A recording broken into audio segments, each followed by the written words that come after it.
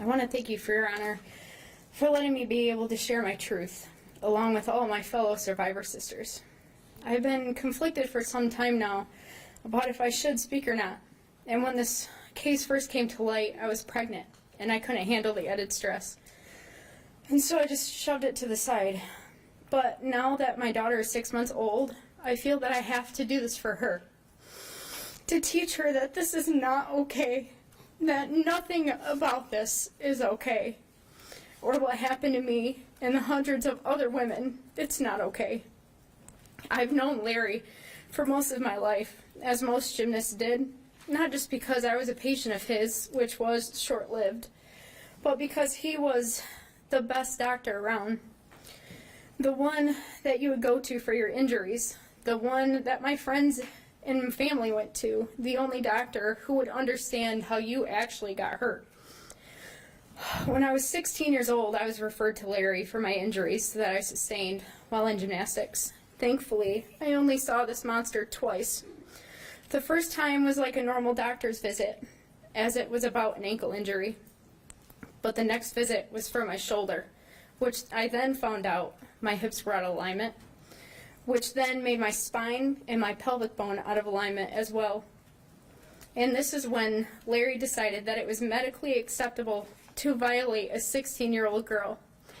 He thought in his sickening mind that it was okay for a grown man to give a 16-year-old girl a massage at the end of the appointment and also put my pelvic bone back in place.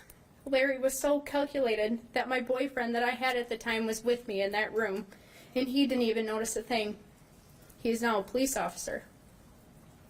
He didn't even notice that this man placed his ungloved fingers in an area of my body that he shouldn't have even been near. I immediately told him what happened after the appointment and hurried up and got in the car and called my mother.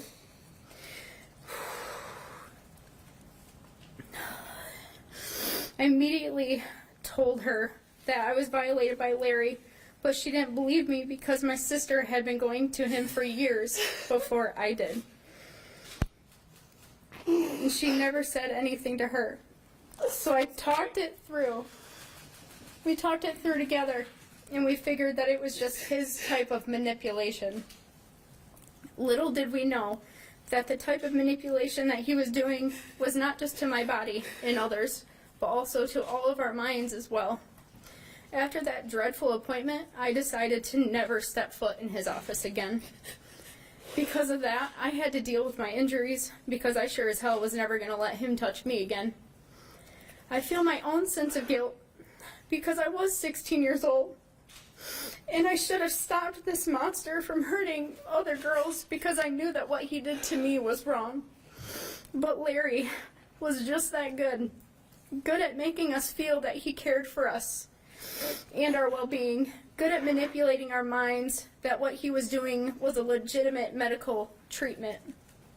It's saddening to me to see almost everyone I did gymnastics with in this room or has spoken previously.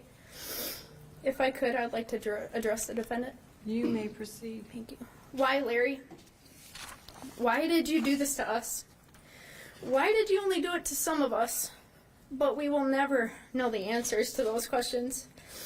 Larry, because of you and your actions, I am terrified to allow my daughter to be a gymnast one day.